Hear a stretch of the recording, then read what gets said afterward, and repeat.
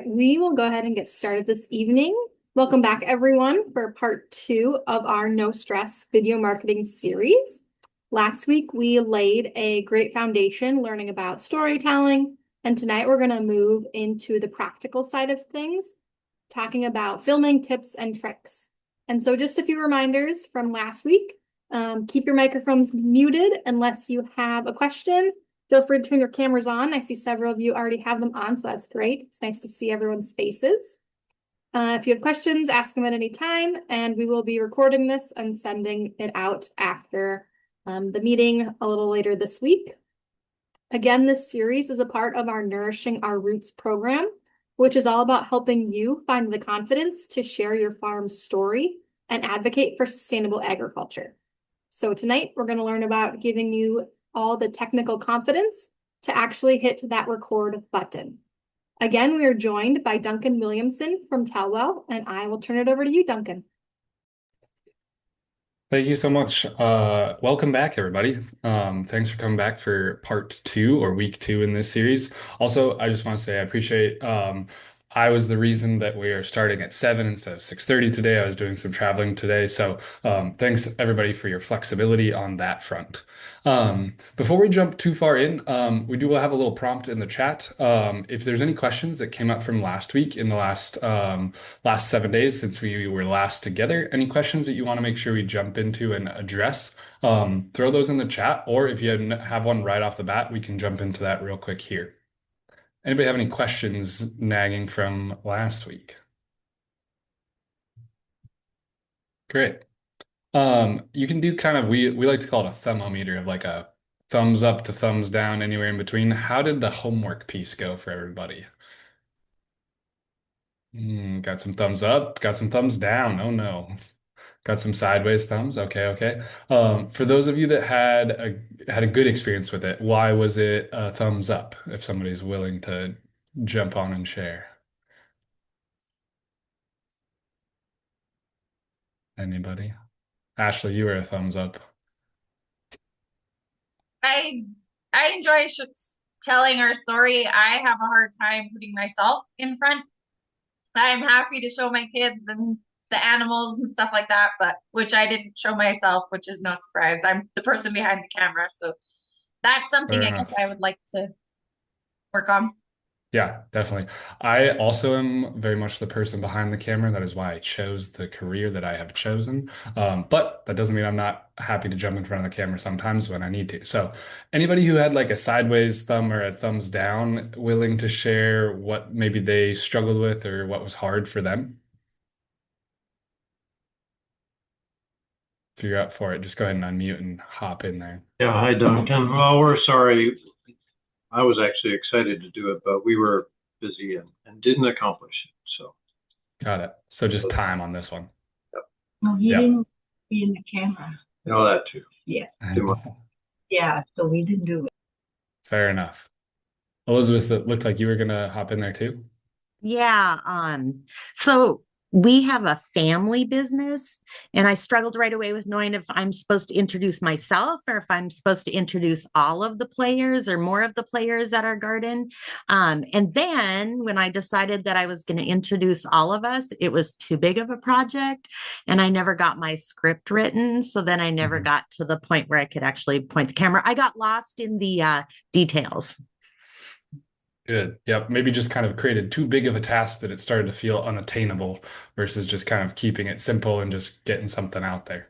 Yes. I think that's a good reminder for everybody too, is like one of the things that can really easily happen is we can build up what it is we're doing and start to create more pressure, ask questions here, there. The best thing to do is to start. And so, as you talk about who do I introduce, start with yourself and then go from there. If you want to introduce more people, feel free. If you don't, you don't.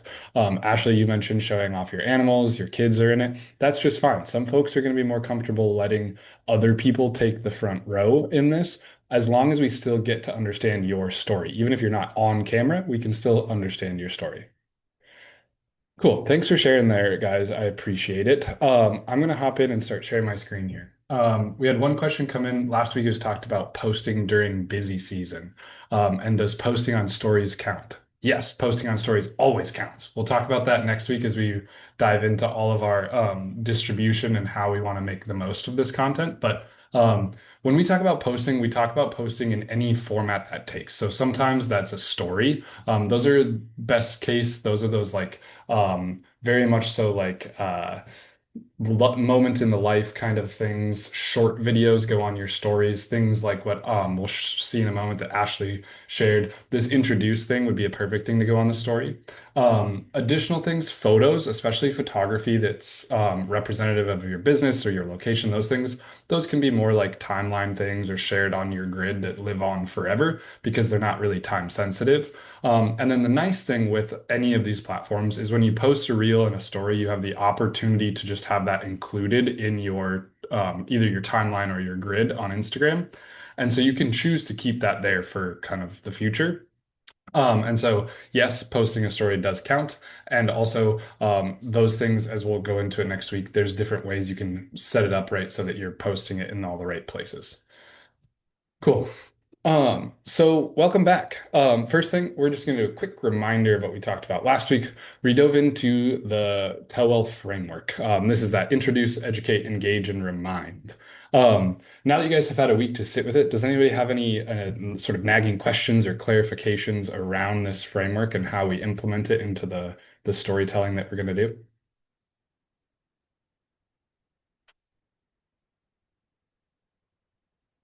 Cool. Hi, this is Sandy Shively. I was sick last week, so I Yeah. just watched the video this morning of the Fantastic. recording. So when you talked about the funnel and then closing the circle. So I kind of missed that, what exactly was meant by that, and then reporting back. That was kind of towards the end of the video. Yeah. Can you elaborate on that? Certainly. So another way that we talk about this funnel is as a cycle. So when we start a journey for a potential customer, a fan, in this case, maybe a social media follower, but anybody who we're trying to get bought into your story, we want to start with introduce, and then we'll go through these 4 steps. Now, you can look at those as sort of a start to finish thing, but really what they are is a cycle. So as we introduce, we spark that curiosity, educate, engage. And then remind is what we talk about as closing the circle, because that's kind of the final moment where you say, thank you so much for all of these things. And you remind people that you love them. That's what we talk about is that remind piece is reminding them why you love them. And then in turn, that reminds them why they love you. Now, the best way to use this is as a cycle. So when we finish our remind phase, maybe it's the middle of farmers market season and we're in I don't know, let's say mid-August, and we do a nice remind video that says, thank you so much for everyone who's been here to support us throughout the entire farmers market season. That's a nice video. The next piece of content we do, the next thing we can do is start this cycle over again. Beginning of October. If you're new to us or you're excited for the fall vibes, we have pumpkins and gourds at the farmers market this week. We're so excited for you to come and meet us. This is who we are, and we reintroduce ourselves. This is kind of an ongoing cycle that we will do so that you're never really stopping, right? You're never done introducing yourself because there's always new people to meet and to engage with. Does that make sense when it comes to the cycle piece? It does. I was thinking of it more in the context of the same video, but the way you explained it, like from video to video, that makes more sense. Thank you. Yep. And that's the thing. There's kind of 2 layers to this, right? Is within one video, you can do one of these things or you can do all 4 of them. But then your content as a whole can also follow this. So it's really useful guide for a lot of the work we're doing. Cool. Does anybody else have any questions or clarifications on the funnel from last week?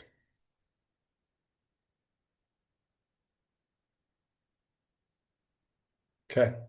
If you do, feel free to shoot me an email. You guys got the recording, you got the slide deck, but if there's any more clarification, anything that's sticking points, shoot me an email. You guys have my contact info, and I will get that back to you. All right, so a little bit of homework that we did. So I know some folks had an opportunity to do this. We are gonna, thanks to Ashley for being willing to share this and then also be okay with me sharing it with the rest of us. So we're gonna watch this quick introduce video that fits into this category. And then we're gonna talk a little bit about it. And then it's gonna be a perfect tee up for some of the stuff we're gonna talk about for the rest of today. So I'm gonna open this. Is everybody still seeing this popped up into Vimeo now? We all seeing that there? Great. Okay. Yes. Cool. So here we go. We'll watch it through once. Then I'm going to say a few words, then we'll watch it through again.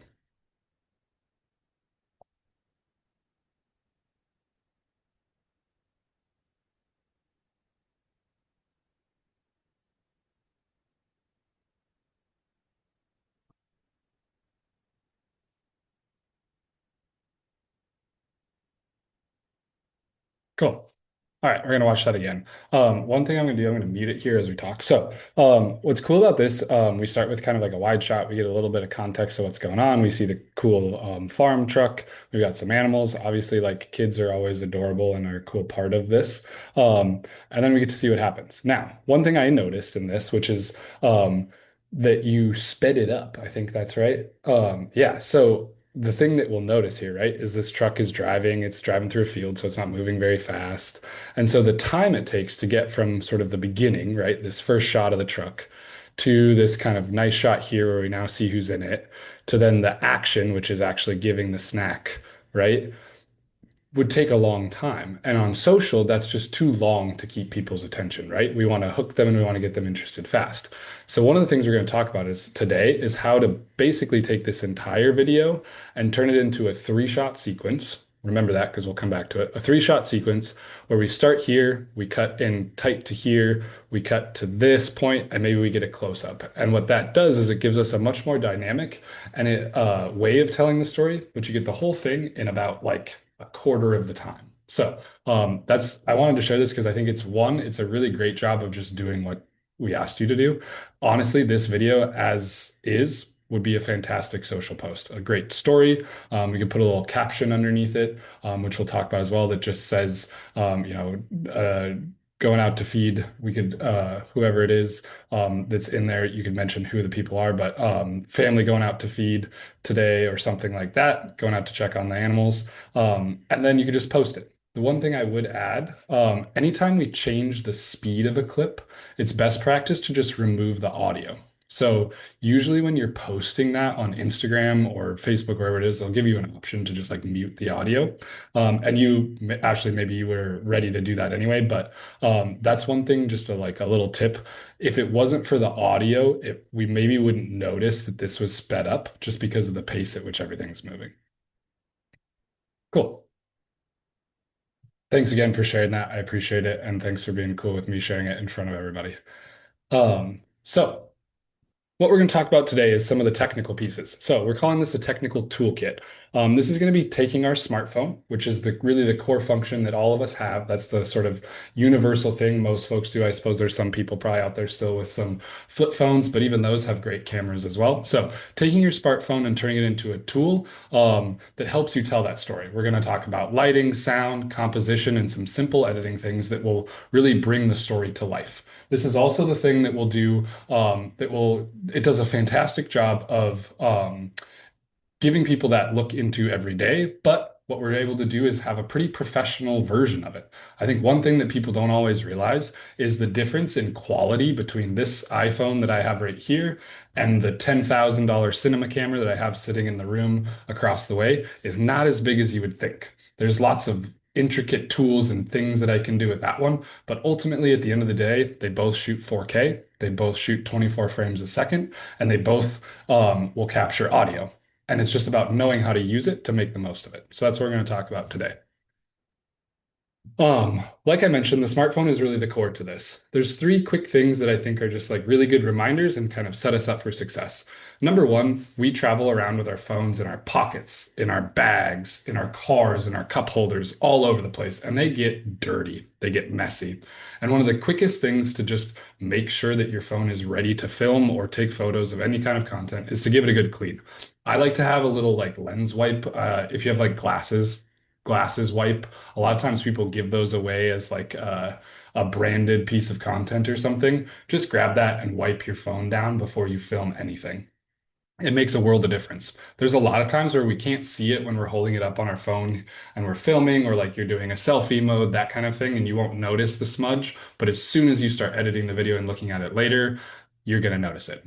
and we don't want to do that. So that's number one. Number two is settings. The settings that we are going to use within your phone. Most of us, if you have an iPhone or a newer Samsung or Android-based phone, there will be some choices you can make about the quality, the frame rate that you're filming in. A lot of times, that's just in your camera. If you were to open up your camera, switch over to video mode, there might be a thing at the top left corner that says resolution, frames per second.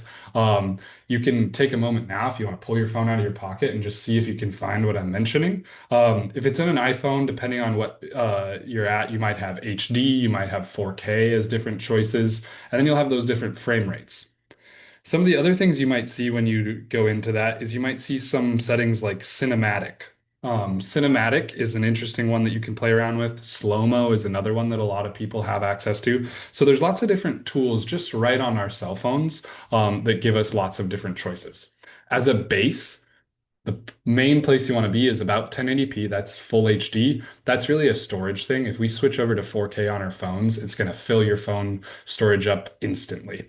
Second thing is frame rates. 30 frames a second is standard. That's what we're used to seeing on TV. If you watch TV, broadcast television, 60 frames a second is if you want to slow something down, which that's a little bit more of an intricate skill to be able to get into if you're slowing things down in post-production, but you can film 60 frames a second as well if you'd like, but again, the size will get bigger.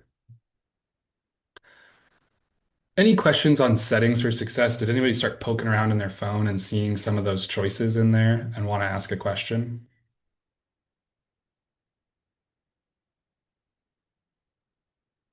This is one that varies pretty heavily if you're by sort of like phone brand and then also how up to date your operating system is. But for those iPhone users out there, there are, like I said, there should be an HD option and there should be a couple frame rate options. If you're on an Android user, depending on the era, you should also have some frame rate options. You may or may not have the HD or the 4K. Duncan. Yeah. I have a Samsung, which is an Android phone. Up at the Yep. top, it says FHD 30. Is that Yep. the 30 frames per second? Yep. So FHD would be usually that stands for full HD, which would be 1080p. We also have 720p is another high definition format that's a little smaller. And then yeah, the 30, anytime you see like an HD 30, 4K 30, that 30 stands for the frames per second. So that is going to be for most people, it's going to default to HD 30, but there's times where you might choose to jump into 4K if you want to zoom in a little tighter or go to 60 if you want to slow it down. Cool. So, If so I, Go ahead. sorry, I'm gonna ask you again. So Yep. it says, when I open it up, size, it has 8K, UHD, FHD, and HD. Which one is the one we're talking about using? What we're talking about using is FHD is probably what you'd want to FHD. be. Okay, so the default. Okay, Yeah. thanks. So you must have a nicer Samsung if you've got the 8K option. Mine is Yeah. like 3 years old, so I have no idea. So 8K is really big. Nobody has televisions that show 8K. Honestly, our eyes, there's actually a point where human eyes can't actually tell the difference. So filming in 8K is really so you can punch in and do all sorts of funky different things in post. But anytime you see UHD, Ultra HD, that's swaps out for 4K. So 4K or UHD, those mean the same thing. HD or FHD, so full HD, those both mean 1080. And then if you have an option, if you have that full HD option and an HD option, it probably means that HD option is just 720p, which would also be fine. The reality is most people are going to be watching this content on their cell phones. If you're watching on your phone, you're going to be limited to the access you have. So if you're over a cell network, you're probably not going to get to see a full quality version of any of this content anyway. If you're on Wi-Fi, you might. If you're at your home Wi-Fi and you have pretty good Wi-Fi, you'll probably see it in 1080p. But that's why we start there, and that's usually at least as good, if not better, than most people need. Cool. I'm going to keep moving here just for time, but if you have any technical questions, shoot me a note. If you have a technical question and you want to email it to me, include in that email the like model of your phone, just so I know, because that gives me a little helpful context. So the last thing that we're going to talk about is another big one that makes a difference in the just what the perception of quality is, and that's how we handle the phone. We talk about the T-Rex technique, which sounds silly, but if you picture this in your eye, it's putting your elbows in tight to your body so that your phone has effectively a couple points of contact, so that your phone starts to be a lot steadier. If your hands are out, if you're holding your phone way out in front of you, that's going to be much less likely to be a steady camera shot. Excuse me. If we go back to that video Ashley showed, that video is really smooth. So she did a good job of keeping that video smooth, especially as we moved and panned along with the truck as it moved by. And that makes a big difference. The last thing anybody wants is a shaky video. So using your body, the center of your body is the most stable part of our body. So that's where the elbows into your sides is a really useful thing. Some people's phones will have a built-in system that kind of does smoothing motion so that it doesn't look as shaky. But it's always good to get the least shakiest possible from the front. A bonus, obviously, is to grab a smartphone tripod. There's tons of options. I have a link here to just like Amazon's top 20 that are bought based on different things you might want. But having a smartphone tripod is really useful. It'll, especially for folks that do a lot of filming of themselves by themselves. This is almost a requirement. So you can set up a tripod, have a nice shot, go stand in front of it, do your quick video recording, and then go back and grab it again.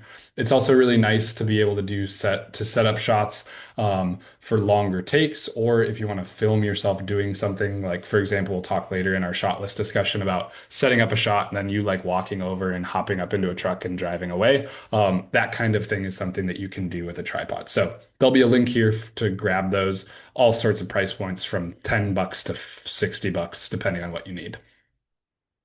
The biggest thing to think about with a tripod is if you're going to be filming a lot of standing up shots, you'll just want one that's about as tall as you are. Cool.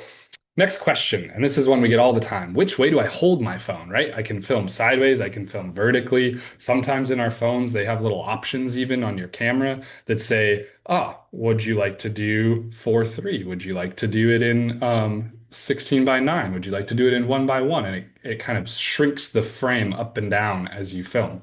So I wanted to just give you guys a base level, a guide on this. I think we've all probably been familiar with this. We just didn't know what to call it, right? So on the far left side is what we're all used to from television. That's 16:9 is what it's called, but for in common vernacular, it's just horizontal, right? We're filming it phone sideways. This is going to be the way you want to film when your videos might be ending up on your website and they might be in a presentation, a slide deck, like what I have right now is about that 16:9 thing. And then you can put these on Facebook. That's the most common place you'll see a 16:9 video, but primarily website. And then you'll see as we move across, there's all these different versions, right? We have Square, which is kind of the traditional social media thing. When Instagram first came out, it was a lot of Square stuff. 4:5, which is a little taller even now. That's what's very common now on Facebook. And then even on some things on Instagram, it's kind of the default now. So that 4:5, that's a little taller than Square. And then 9:16, that far right, that's using the full width of your camera, but vertically. That's what's on Reels and Stories. So when we post those things that are going to go up for a short period of time. The reason I wanted to show you guys this, and the reason I have these little suggestions at the bottom here of like what you should film in based on the platform that you might be putting this out to, is it's important we think about where we're going to release these things before we start filming. Because what we don't want to do is film something in 16:9 sideways, and then now we have to go and try and edit it vertically to put on as a story because it's not going to look good. So it's a little bit of a like cart before the horse thing because I know we haven't talked about why we would put something on Facebook or Instagram or other places quite yet, but I wanted to tease this concept out at the beginning because it is really easy to accidentally film something in the format you don't want. I'll give you guys an example. We filmed a commercial for an organization and it was this cool agriculture spot, and we wanted to have these beautiful sweeping wide shots of the North Dakota prairie at sunrise. So we filmed it in actually even wider than 16:9. It was really, really wide and it looked really cool as a TV commercial. And then they came to us and said, cool, can you make a version for mobile, please? So we can run it on Facebook ads and Instagram ads. And I said, shoot, because what I knew is I was going to have to crop in so tightly to this that it was not going to look nearly as good as it could have. And the reason that that was a problem is because we didn't think about putting it on social at the beginning when we were filming. So we captured it in too wide of a format, too horizontal. So that's worth taking into account as you're starting to film. The one thing I would share with you that's just a tip, if you're going to just default to one thing, 1 by 1 is probably the best place to go. 4 by 5 could be the second best place to go, but those two kind of in the middle, 1 by 1 or 4 by 5, those are going to be the most universally usable on social media because they can get some black space top to bottom and not look too weird on a story or a reel. But then they also, if you were to put them on your website or put them on TV, they're not going to be too tall and skinny that they look kind of goofy. So if you're going to default to one thing to capture, start there. Any questions about this before I move on? Cool. Um, like we said before, you guys will get the deck and everything, so you'll be able to take a peek at this and reference these suggestions again. So, next thing we're going to talk about is the types of shots that we want to grab. One of the things that is very common as we talk about this concept and you hear it and you start to understand it, you're going to notice this when you're watching your TV shows, when you're watching movies, is what's called a 3-shot rule or a 3-shot sequence. And what this means is we're grabbing 3 shots to cover the same action. First, we're going to show the environment, show where we are, what we are doing. To go back to Ashley's example, right? This is that wide shot right at the beginning of the truck pulling through the field. You can see a few animals and you're like, oh, we're out in a field. The truck's driving through the field. Then second shot is going to be a little bit closer. This might be a medium or it might be a medium close-up. And this is going to tell you a little bit about what's happening, right? Now I know, oh, there's a kid in the passenger seat of the truck going out to check on these animals. And then, and this is the part that we didn't quite have that would really take Ashley's video to the next level, is the tight or the close-up, the detail. And this is that close-up shot of the kid's hand handing the little treat to the animal. And what we do with this is we edit these 3 shots together. Now, the fun part is they don't always have to happen in this order. It's pretty standard practice that a wide might be first because it sets the scene. It gives us the context we need. But you could go wide, tight, medium. Sometimes people will go medium and then wide and then a tight shot, but usually that close-up shot is the last one that you'll see in the sequence. The reason I'm sharing this with you guys is because I want you to start thinking about filming the thing you're doing more than once. So to go again, I'm going to use Ashley's example a ton because it's a really good one for us for this. Rather than just one shot of the truck going all the way. And I know this feels tedious because you're like, oh, now I'm a film director. I didn't sign up to do that. But you might film a little bit while the truck's driving, and then you might get a little closer and then film a different shot from a different thing. And then you'll say, oh, wait, don't feed them yet. And you'll stop your kids from giving the snack and you'll get way up tight and then you'll get that shot. Is I want you to think about how to capture each thing that you're filming from different angles. I have a little cheat sheet here. This is like very technical language, but you have an extreme long shot. It's even hard to tell actually where this woman is, but she's in the far right underneath the underpass. You have a very long shot or a wide shot. Those are kind of used to sort of interchangeably. Then a long shot or a wide shot is usually a whole person. You can see their feet and their head. Medium is where you start to get a little cropped in. Close-ups is where we start to see more detail of the face. You can see a medium close-up, a big close-up, and then an extreme close-up. So just starting to think about those pieces of language, but wanted to show these different things so that you can see what we mean when we say we want a 3-shot sequence or 3 different angles of the same thing. So ultimately, the thing that I think is really important to think about this is going to be the medium and the tight shots, because those are the things that are going to tell the story effectively. And they're also the things that when we're landing on social media are going to be the most attention grabbing things, right? Wides are really important because we do need to set the scene. We want to see where we are, but getting medium shots and those tight and close-up shots in anything you're filming, that's the thing that really grabs people's attention as they're scrolling through things. So as you're grabbing down and picking a tomato off the ground, or you're going through and you're showing these steaks that have been freshly cut. Those little detail shots, those close-ups, that's the stuff that we don't get to see in our everyday lives, right? I don't get to have a tomato right up next to my eyeball and see this beautiful shot of it, but with a camera, I can. So don't forget to do those mediums and those tights. Most of us by default think only in wide shots. That's kind of where we start.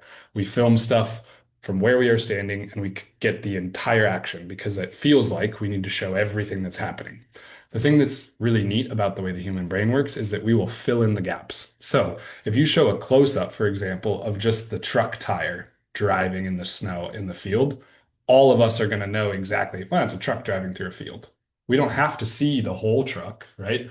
If you show just the hand with oftentimes the hand with the little treat in it, we might be able to see that's a little kid's hand just by the size of the hand. And so those details can show and tell a lot without needing to always default to getting that big wide shot. So think about mediums and close-ups.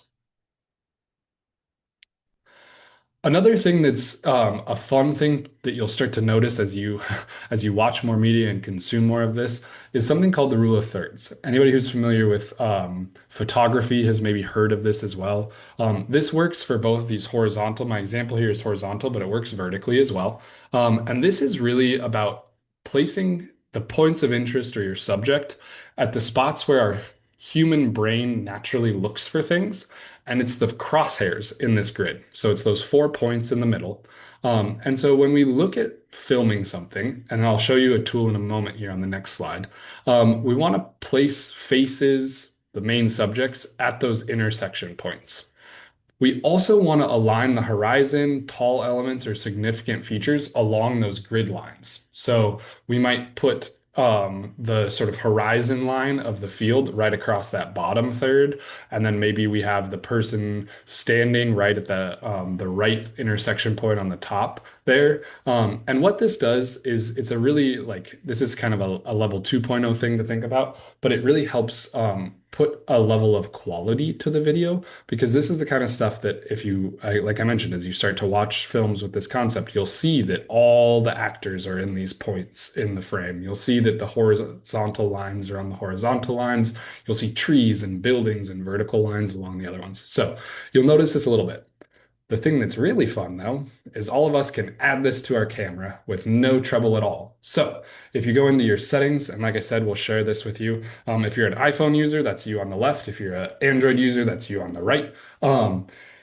In the settings, so this is not through your camera, this is through the settings system. You'd go in and you'd find camera in your settings, and you have the ability under this composition piece, and older iPhones may look a little different, but you can turn on the grid and you can turn on the level. On the other side, you can see grid lines for Android. What that does is it gives you, I'll show you, it gives you those lines, you can kind of see it, on the frame, right? And what that does is allows us a little cheat sheet right in front of us as we're filming to make sure we're, one, making sure we're filming pretty level, but then two, we're putting the subjects into those 4 pinpoints that we talked about. There's one rule that I would say that breaks the pinpoint thing, and that's if we have somebody, we've talked about the selfie video and we'll talk about it a little bit, somebody looking straight at the camera, directly into the camera, addressing the camera, then we want to center them. So rather than we'd center them between the two horizontal lines, and then we'd put their eyes across that top line. So you just move them from the left or the right third to just smack dab in between the middle of those two. So that's something that is going to be hard to get used to, but I will tell you it will show. You'll notice that things look more balanced, compositions look nicer. So something to keep in mind. It's also really helpful to put that level thing on there if you can, because it just means your camera, you'll have a little thing that helps you make sure your camera is level. All right, I just did a ton of technical information, so I want to pause for a moment, give a chance for some questions, comments, concerns.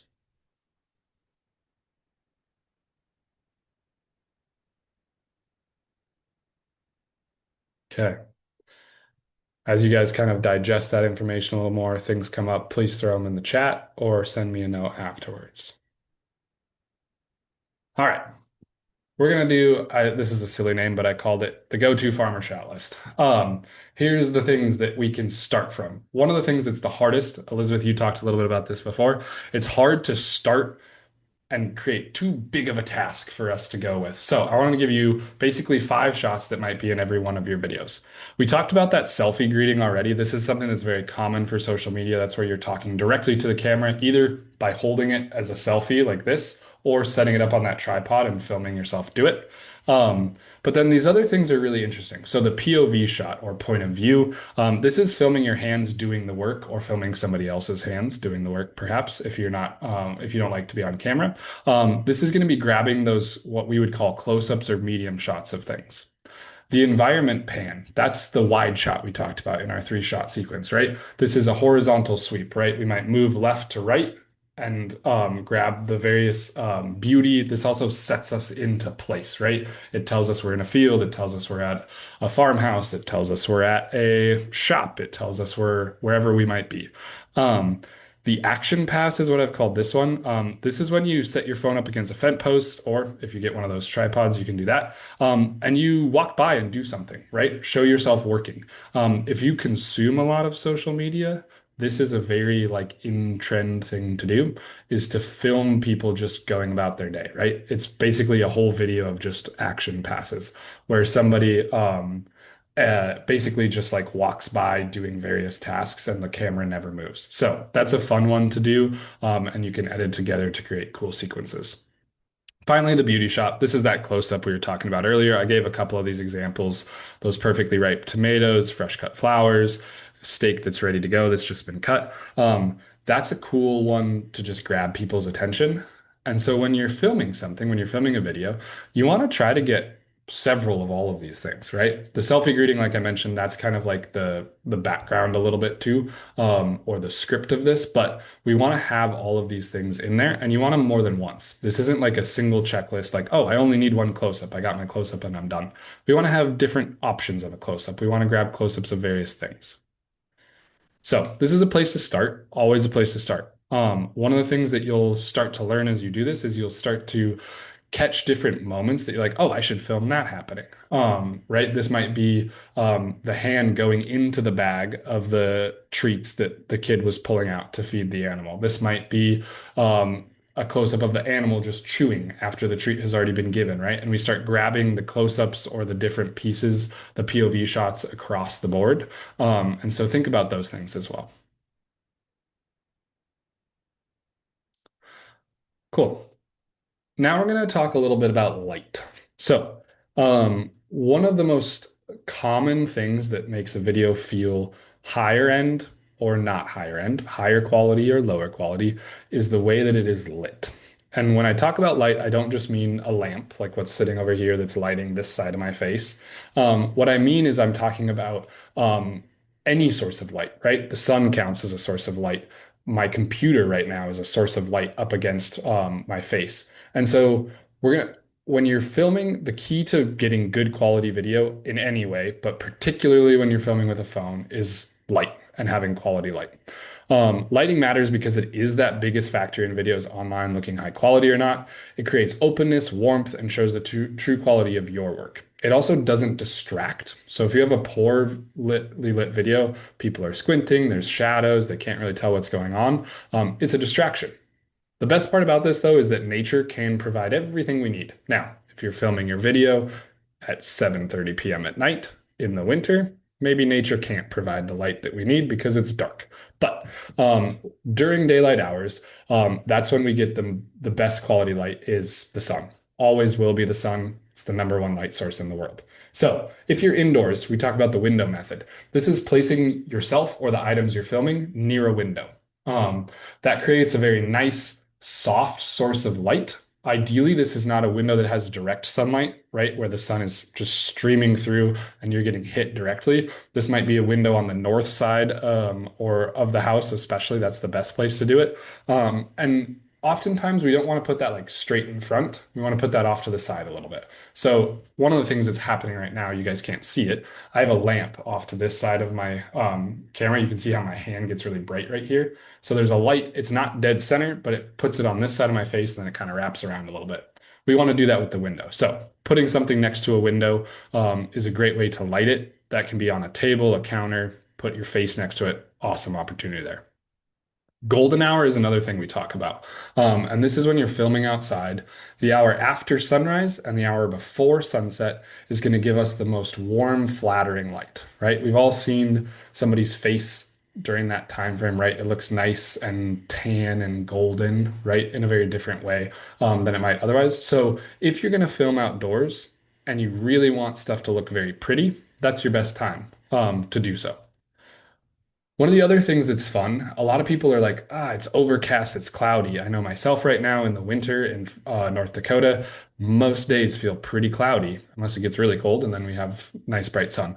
Um, the nice thing about cloudy though is it creates a giant softbox. What we mean by that is a giant soft source, no shadows effectively in when it's a really cloudy day.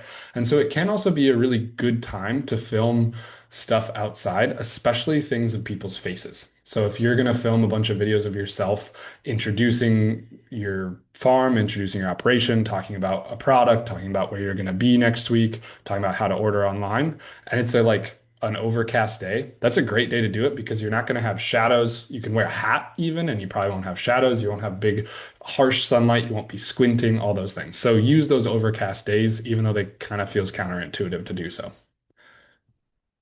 The last tip, and this one feels a little can feel challenging. When I did a training with the farms team, and this was kind of like a wait, what?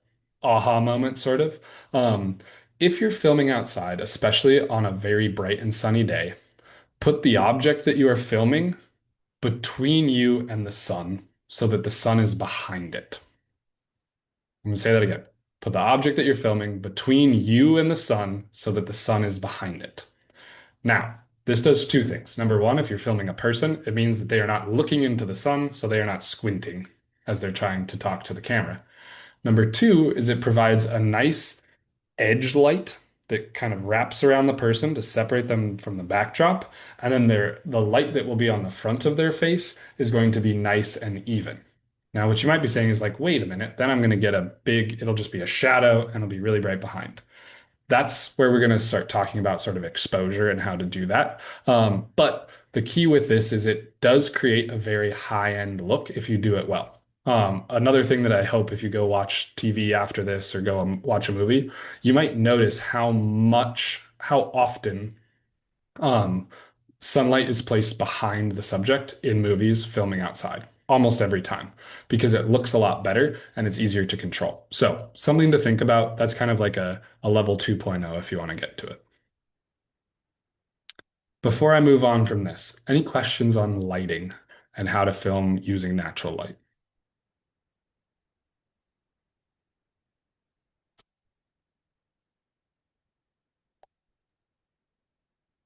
One thing that you can do, like I mentioned, I have a nice lamp, literally just like a house lamp sitting over here. If you're filming inside, just grab a desk lamp, grab a lamp of some kind, and put that kind of near your face. One of the things that I do when I do this kind of thing, but I did it before here, is I turn the overhead lights down. If you're ever filming inside, you don't have the option to use natural light. Light from like top down is one of the most unflattering lights for filming, which is kind of funny because it's what we're used to in every environment we go into. But if you have the opportunity, you're filming inside your house, you're filming in a shop, turn that overhead light down, either dim it or turn it off completely, and then put some sort of light kind of closer to the eye level of the person you're filming with. It's just going to be a little bit more flattering. The shadows will kind of be around the face instead of a big shadow underneath the chin. So something to think about. Okay, final opportunity. Any questions from anybody?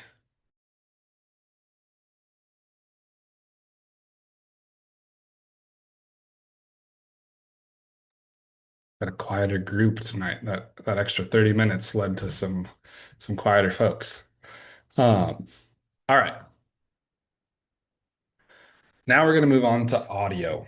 So, we've talked about a lot of the video pieces and how we do that with our phone.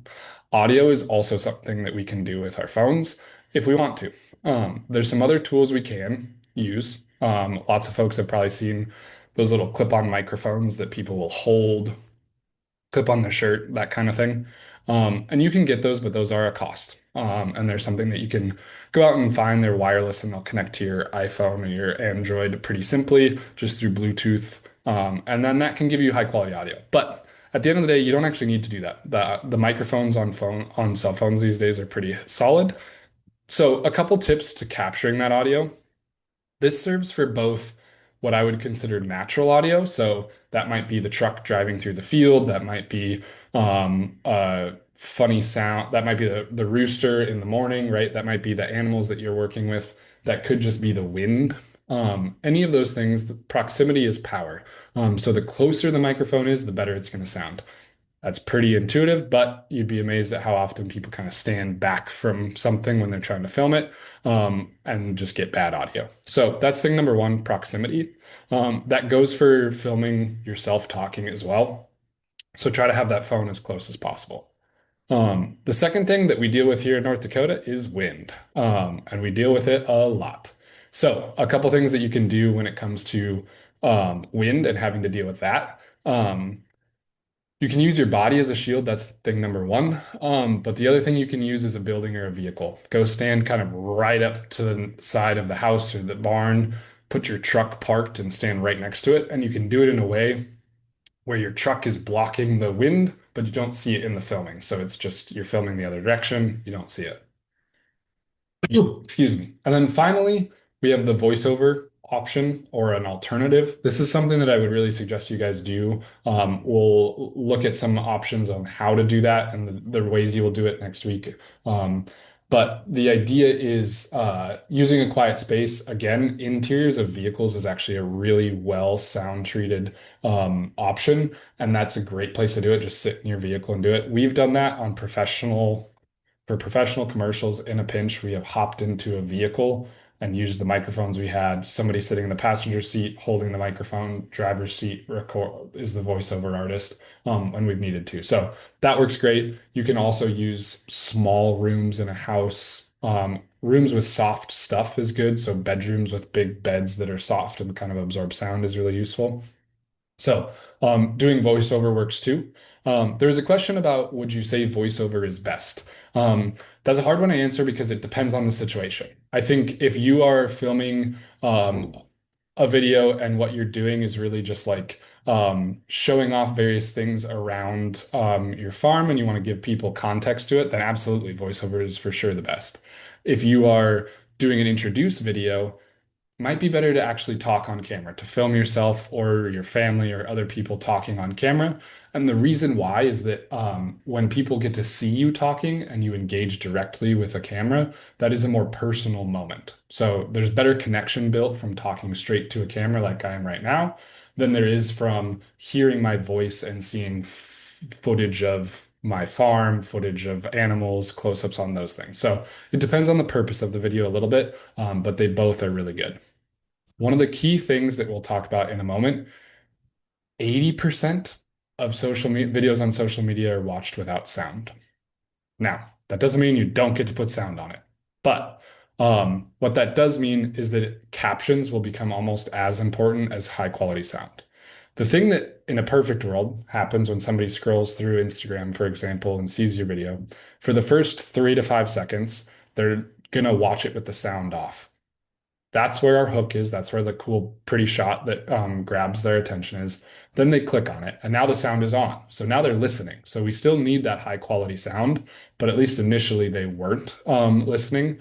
And so we'll talk about captions, but those are the like some tips on sound. And it is important that we have good sound. One of my favorite statistics was when a group of people are shown a video, two different versions of the exact same video, no change in the video, but the sound quality is different. On the video with poor sound quality, that audience's perception of the visual video quality is lower. So even though the video itself never changed, just because the sound was not as clear, it was windy, it was noisy, it was crackly, whatever it was, that makes people see the visuals as lower quality as well. So this is just a part of upping the game a little bit to help yourself stand out from everybody else. Any questions on audio?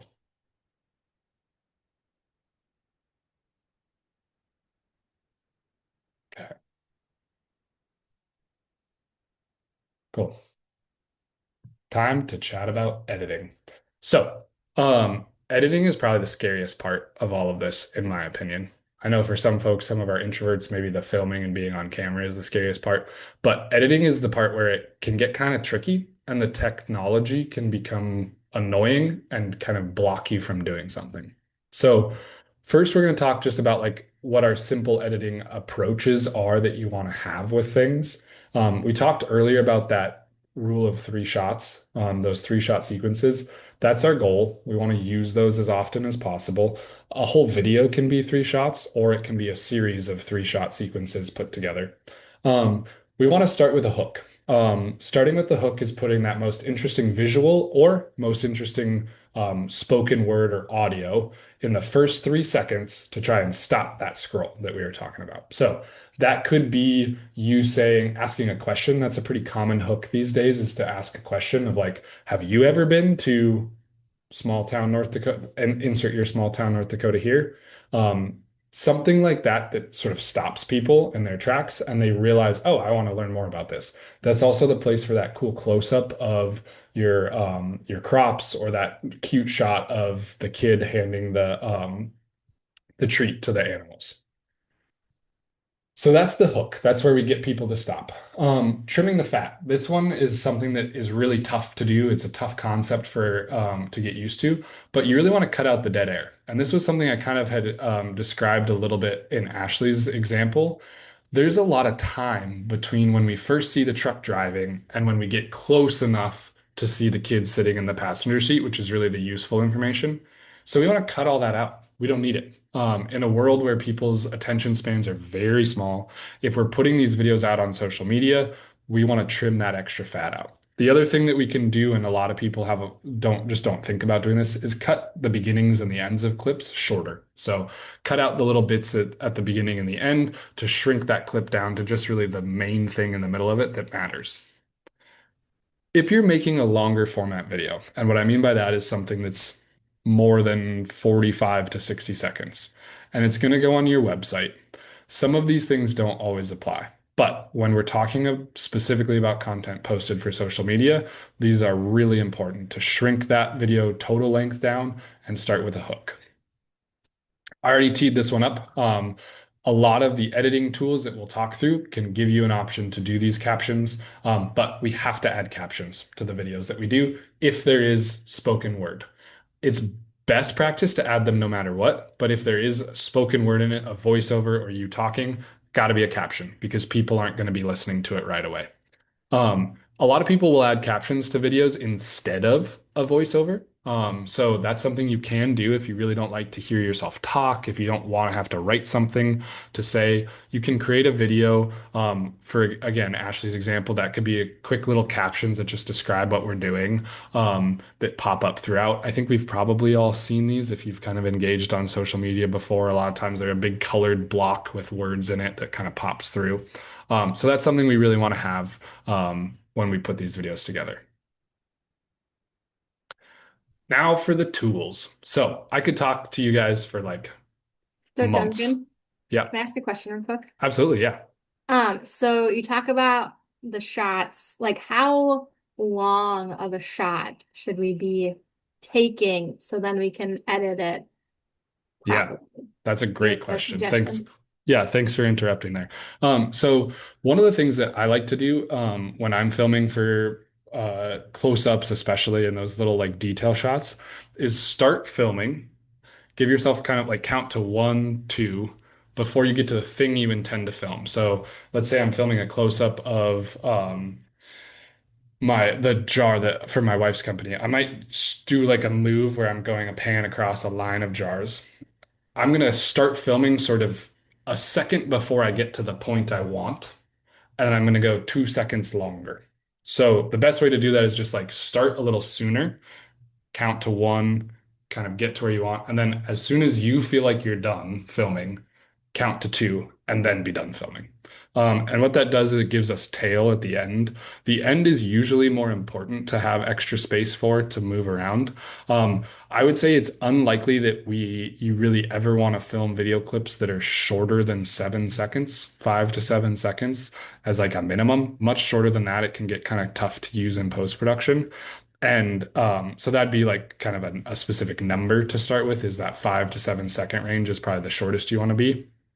Um, and then the beautiful thing about editing is you can always shrink it down to 2 seconds if that's all you need, but you at least started with 7. Cool. Any other questions before I jump into this next slide? Going just back to some of the editing stuff there. I worry about transitioning from your different views. Yeah. So one of the things that is cool about that is like I mentioned earlier, the human brain does a lot of filling in the gaps for us. And so when you see something happen, like you mentioned the like your sort of filming that we did earlier, how we could kind of jump from spot to spot. You don't need a transition. I actually really don't like sort of crossfades and the stuff that people use to kind of do those smooth transitions. Those everyone's seen like the famous star wipes from like Star Wars and Star Trek and all those things. Um, we really just hard cut from one thing to the next. And the human brain, the way that we work, we saw the wide shot, we saw the thing at the beginning. Now we see this other part of it that was in context of that, and we just understand that it's the same thing.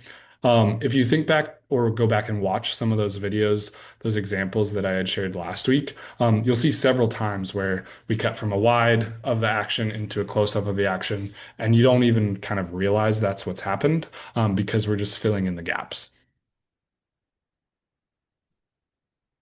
Cool. Other questions on the editing front, conceptually at least? Okay. All right. This is going to be the last slide, then we'll jump into some questions. So tools. I know this is a question. This is always like the hot question, right? Is okay, what software do I need? What do I download? How do I do this? So starting simple is the best way to do it. Okay. A lot of your phone's built-in Photos apps, they can trim clips, you can shorten them. So you can speed them up, maybe like what Ashley did, right? You can change just the nature of a single clip just within the phone app. You can also adjust brightness, add filters, that kind of stuff. Um, most social media platforms also have some level of that built in. Instagram and Reels, you can start to put clips together. You can put music underneath it. You can add captions and things like that. So some of these tools already exist just at a base level as you start simple. The sort of I would call kind of standard in the world right now for editing for social media is CapCut. CapCut is free. You can get it on mobile, you can get it on a desktop. If you do like the most basic version, there might be a little logo on it. If you pay a little bit for a subscription, I don't know the cost. That's where you get rid of that little CapCut logo. But this allows you to add all of the text overlays, the transitions, music, precise trimming tools, all those things that you might need that we talked about. Most people, there are people who run whole social media businesses off of just using CapCut. So really useful tool and something that's very intuitive and is designed for folks that are not professional video editors. If you're really tech savvy, if you have maybe you like to get on the computer, maybe you've played around with some graphic design, you feel really comfortable, you can move up to what are considered more prosumer tools. That would be iMovie, Final Cut. Those are Apple specific products. Premiere Pro, which is universal to both PC and Mac. And those are things that really you start to get in and get a lot of features out of for that. They add a lot of those things. They allow you to do those captions and various other stuff, but they're also not super beginner friendly. So I want to put those in there just because I think they're helpful to have in there. But those are some of the tools that you can use. So any quick questions on the tools front before we wrap up? Okay. All right. Our little bit of homework, if you've got the time. What I'd love for you guys to try and do is a 3-shot sequence. So this would be just like we mentioned earlier in here, a wide, a medium, and a close-up. You can do them in any order that you'd like. You're gonna do those showing the full story of a moment, right? Like I mentioned earlier with Ashley's example, this could be just that one single action. Ashley could do the same thing again and just do it in 3 shots if she wanted to. Try to film during golden hour using some of the the tools we talked about on our lighting thing. So try to use that if you can. Keep that in mind. And then do a little editing. Try CapCut. Try doing this on Instagram Reels. Try doing this however fits together. If you have challenges with the editing part, reach out, let me know. But try editing those 3 shots together, remembering to trim out that little extra bit on either end, trim out the fat, those things. And then if you feel really feeling like you want to have some fun, bonus would be to add in some voiceover or some captions over that video. So that's our little bit of trying to do in the next week if you're feeling adventurous. Okay, I want to be aware of time. We are right at 8 o'clock. So, any questions about all of the fun stuff we got into today that was pretty technical?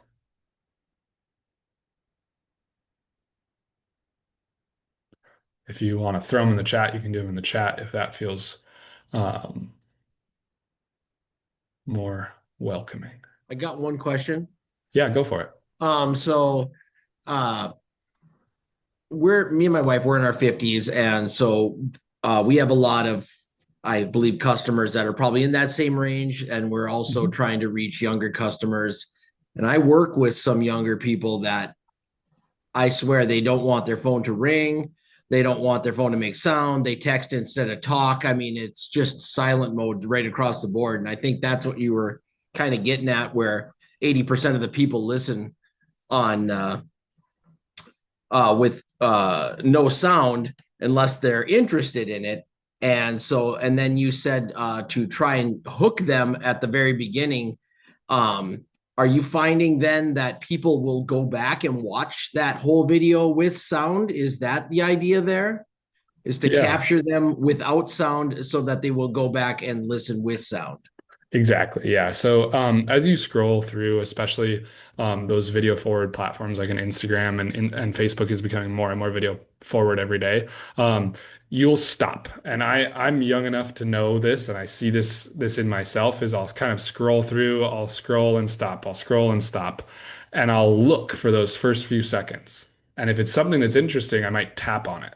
Now, the one time that doesn't happen, right, is in public settings. This is the other reason a lot of videos are listened to silently is like if you're sitting in a restaurant, if you're sitting at the coffee shop, if you're at work. Unfortunately, a lot of people are on their phones at work scrolling. If you're in those types of scenarios, even if you're just hanging out with your friends, you don't have your phone volume really loud. You don't want to bug other people. So that's another reason a lot of these videos aren't listened to with sound. But ultimately, yes, the goal is to hook them with 2 to 3 seconds of content. Then they click on it and watch the rest of it with sound on. So that's where the value of the sound being there is still important, even if you're sitting there thinking, well, wait, they're not going to listen to it. Why should I put it in there? The goal is that they do listen. And I see that, and I'm guessing it's an advanced level of editing, but I see a lot of videos where the text actually follows the cadence of their speaking on the screen, like in real time. And yeah. Is that a more advanced edit? That's something that CapCut will do for you. Oh, wow. In the platform. Yeah. So those the captions is what you're talking about. And those are becoming really, really smart. So Facebook will do auto captions when you upload a video if you'd like it to. CapCut, you can add captions and change the way that works. So captions are something that you can do without a ton of extra effort. If you want to make them custom fonts, custom colors, start to get into the details there, it does take a little more work, but it's really quite straightforward and simple to do it both through CapCut and also through Facebook. All right, we're going to get into that CapCut. Yeah. Cool. Any other questions before we sign off for the evening?